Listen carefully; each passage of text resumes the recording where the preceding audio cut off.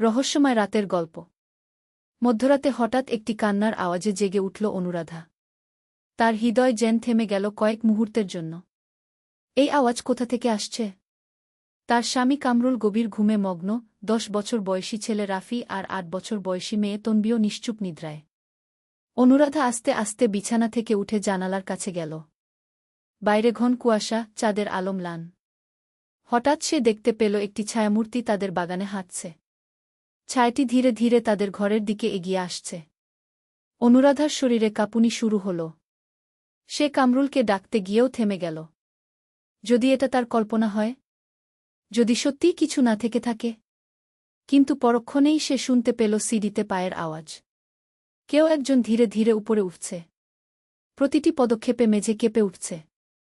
অনুরাধা বুঝতে পারল এটা কোনো কল্পনা নয়। সে ছুটে গিয়ে কামরুলের কাঁধ ঝাঁকাল। ওঠো, দেখো, কেউ একজন বাসায় ঢুকেছে। কামরুল চোখ খুলে বলল, কি বলছ? তুমি কি স্বপ্ন দেখছিলে? না, আমি জেগে আছি। শোনো, এখনো আওয়াজ হচ্ছে গু। তারা দুজনেই কান পেতে শুনল। সত্যিই কেউ একজন নিচতলায় ঘুরছে। কামরুল আস্তে আস্তে উঠে বেসবল ব্যাটটা হাতে নিল। তুমি বাচ্চাদের কাছে থাকো, আমি দেখে আসি। অনুরাধা তার হাত ধরে বলল, একা যেজো না। পুলিশ ডাকি। কিন্তু কামরুল ইতিমধ্যে দরজার কাছে চলে গেছে। সে ধীরে ধীরে দরজা খুলে বাইরে উকি দিল। সিঁড়িতে কেউ নেই, কিন্তু নিচ থেকে একটা অদ্ভুত নীল আলো আসছে। হঠাৎ একটি কণ্ঠস্বর শোনা গেল। খুবই মিষ্টি একটি মেয়ের গলা, আমি তোমাদের কোনো ক্ষতি করব না। আমার শুধু সাহায্য দরকার। কামরুল অবাক হয়ে নিচের দিকে তাকাল। দেখল একটি সুন্দরী মেয়ে দাঁড়িয়ে আছে।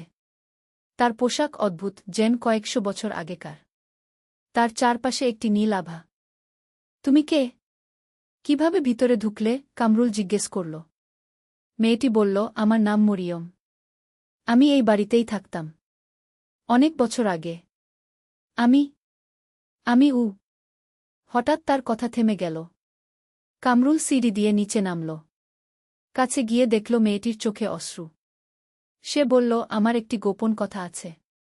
এই বাড়িতে একটি ধনসম্পদ লুকিয়ে রাখা আছে।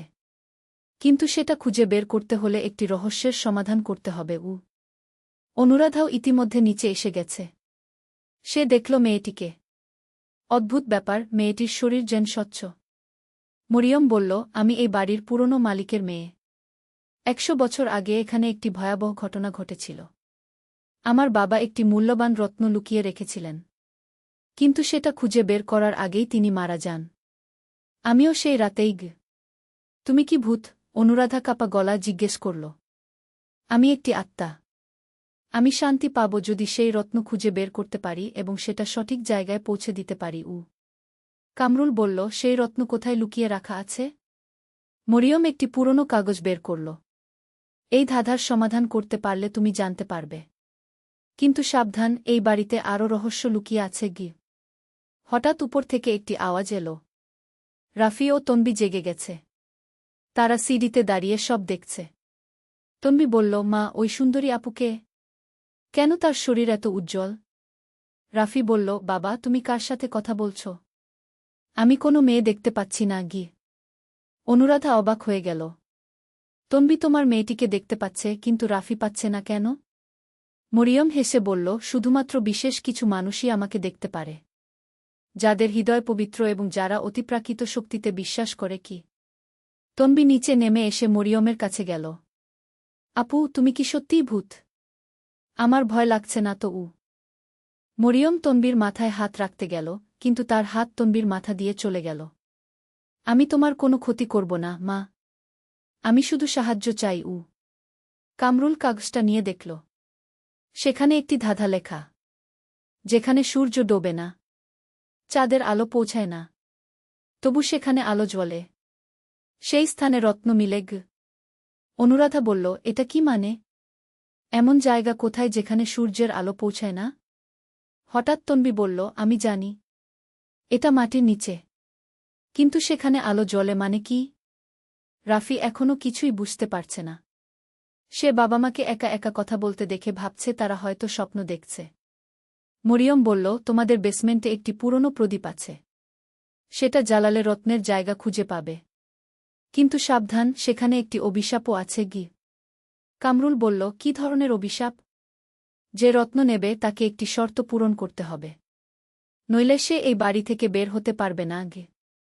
অনুরাধা চিন্তিত হয়ে বলল, তাহলে আমরা কেন এই ঝুঁকি নেব? মরিয়ম বলল, কারণ এই রত্ন শুধু ধনসম্পদ নয়, এটি একটি জাদুকরী রত্ন। যার কাছে এটি থাকবে সে যে কোনো ইচ্ছা পূরণ করতে পারবে, কিন্তু শুধুমাত্র ভালো কাজের জন্য।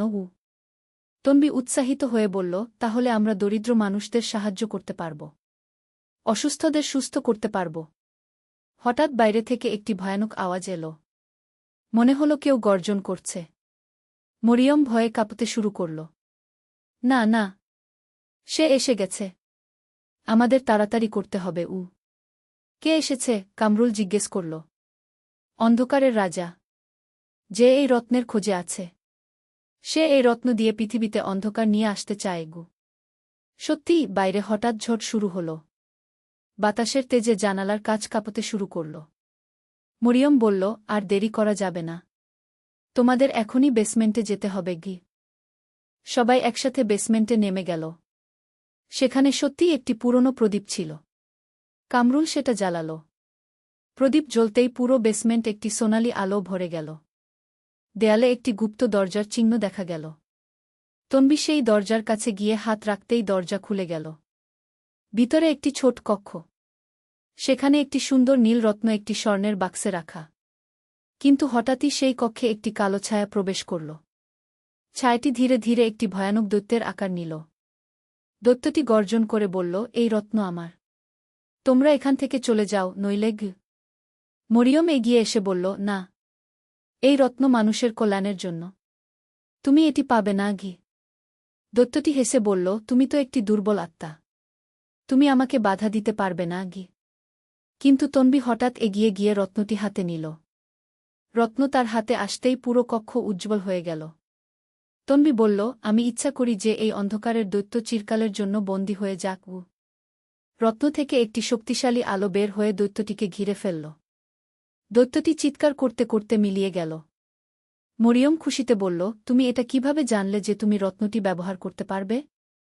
তন্বী বলল, আমি জানতাম না, কিন্তু আমার মনে হলো রত্নটি আমাকে ডাকছে। হঠাৎ রাফিও রত্নের আলো দেখতে পেল। সে অবাক হয়ে বলল, এটা কি? এত সুন্দর। মরিয়ম বলল, এখন আমার কাজ শেষ, এই রত্ন তোমাদের হাতে নিরাপদ, তোমরা এটি দিয়ে পৃথিবীর মঙ্গল করবে। অনুরাধা বলল, কিন্তু তুমি এখন কোথায় যাবে?